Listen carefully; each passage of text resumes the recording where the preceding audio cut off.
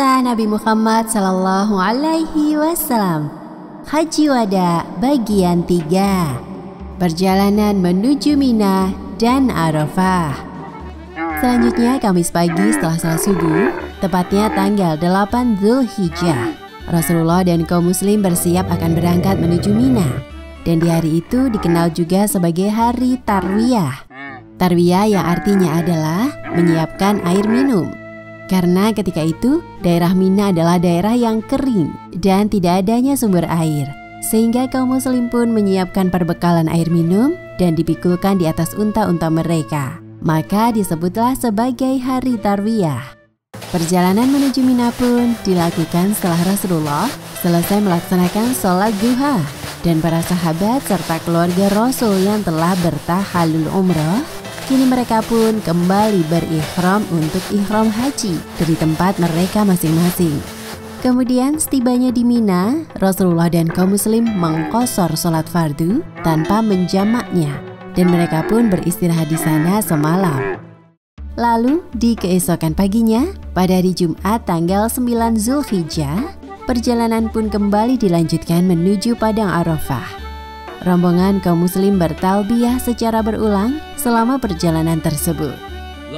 Labbaik Allahumma labbaik, labbaik la syarika lak labbaik, innal hamda wa ni'mata laka wal mulk la syarika lak.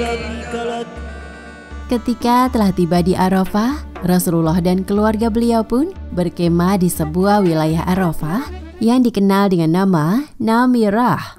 Di sana beliau Shallallahu Alaihi Wasallam beristirahat hingga datangnya waktu zuhur. Dan ketika telah masuk waktu zuhur, Rasulullah Shallallahu Alaihi Wasallam kemudian menyiapkan al-qaswa, yakni unta beliau, lalu mengendarainya menuju Batn al-Wadi atau suatu daerah yang berada di Urnah. Dengan tetap duduk di atas untanya, beliau Shallallahu Alaihi Wasallam mulai berkhutbah di hadapan kurang lebih 100.000 kaum muslim. Jumlah kaum muslim yang begitu besar di masa itu. Wahai manusia sekalian para sahabat, dengarkanlah perkataanku. Sesungguhnya aku tidak tahu apakah akan dapat bertemu kembali dengan kalian setelah tahun ini. Wahai manusia sekalian, sesungguhnya darah kalian haram ditumpahkan dan haram pula bagi kalian mengambil harta orang lain. Sebagaimana kehormatan hari ini, di bulan ini, yakni Zulhijjah, bulan haram, di negeri kalian ini di tanah haram. Ketahuilah bahwa seluruh perkara jahiliyah telah dihapuskan atau tidak akan diperkenankan lagi untuk dilakukan. Dan kalau ada dendam pertumpahan darah yang terjadi di masa jahiliyah, maka itu telah dibatalkan dari tuntutannya. Dan di antara tuntutan pertama yang aku batalkan adalah darah Amir bin Rabi'ah bin Harits bin Abdul Muthalib. Wahai manusia sekalian, apakah telah aku sampaikan hal ini kepada kalian? Ya Allah, saksikanlah. Maka kaum muslim yang mendengar khutbah kemudian menjawab, Sudah, wahai Rasulullah. Wahai manusia sekalian, sesungguhnya wanita-wanita kamu mempunyai hak atas diri kamu yang wajib kamu tunaikan. Dan kamu pun mempunyai hak atas mereka yang wajib mereka tunaikan. Sesungguhnya kalian mengambil mereka sebagai istri atas dasar amanah Allah dan menjadi halal hubungan kalian atas dasar kalimat Allah. Maka karena itu, bertakwalah kepada Allah menyangkut perlakuan kamu terhadap perempuan, dan saling pesan memesanlah menyangkut mereka dengan pesan yang baik. Wahai manusia sekalian, apakah telah aku sampaikan hal ini kepada kalian? Ya Allah, saksikanlah. Maka kaum muslim pun kembali menjawab, Sudah, wahai Rasulullah. Rasulullah Shallallahu Alaihi Wasallam kemudian melanjutkan khutbah beliau. Wahai manusia sekalian, sesungguhnya orang-orang mukmin itu adalah bersaudara. Tidak halal bagi seseorang harta saudaranya kecuali atas dasar kerelaan hati dari pemiliknya.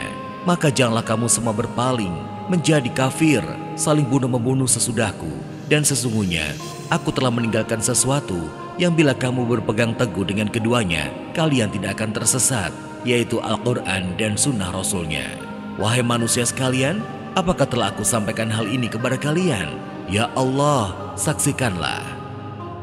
Wahai seluruh manusia, sesungguhnya Tuhan kamu satu, ayah kamu satu, semua kamu dari Adam, dan Adam tercipta dari tanah. Semulia-mulia kamu di sisi Allah adalah yang paling bertakwa. Tidak ada kelebihan orang Arab atas non-Arab, kecuali dengan ketakwaan. Apakah aku telah sampaikan? Ya Allah, saksikanlah. Mereka menjawab, Sudah, ya Rasulullah. Maka Rasulullah SAW bersabda, Hendaklah yang menyaksikan menyampaikan kepada yang tidak menyaksikan. setelah selesai berkhutbah, Bilal pun kemudian mengumandangkan azan. Sementara pada hari itu adalah hari Jumat, namun Rasulullah meniadakan salat Jumat dan menggantinya dengan salat zuhur yang dijamak qashar dengan asyar. Karena posisi Rasulullah saat itu adalah sedang bersafar atau bepergian dalam melaksanakan ibadah haji. Allahu Akbar, Allahu Akbar.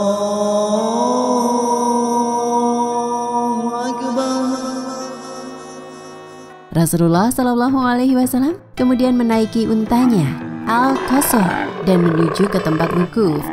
Wukuf sendiri artinya adalah berhenti atau berdiam. Dan wukuf merupakan bagian dari rukun haji yang dalam pelaksanaan haji yang dapat diartikan berhenti meskipun sejenak di Arafah. Pada saat wukuf inilah kesempatan bagi setiap muslim untuk memperbanyak zikir, istighfar, sholawat, dan doa sebagaimana yang disunahkan dan dicontohkan oleh Rasulullah SAW. Dengan duduk di atas bukit bebatuan, Rasulullah mengangkat tangannya sedada dan menghadap ke arah kiblat seraya berdoa, Ya Allah, sesungguhnya Engkau mendengar ucapanku, melihat tempatku, mengetahui rahasia dan nyataku. Tidak tersembunyi bagimu sesuatu dari persoalanku. Aku adalah penderita dan yang butuh, pemohon bantuan dan perlindungan yang takut dan khawatir. Aku adalah yang mengakui dosa-dosaku. Aku bermohon kepadamu sebagai pemohon yang miskin, yang berdosa lagi hina.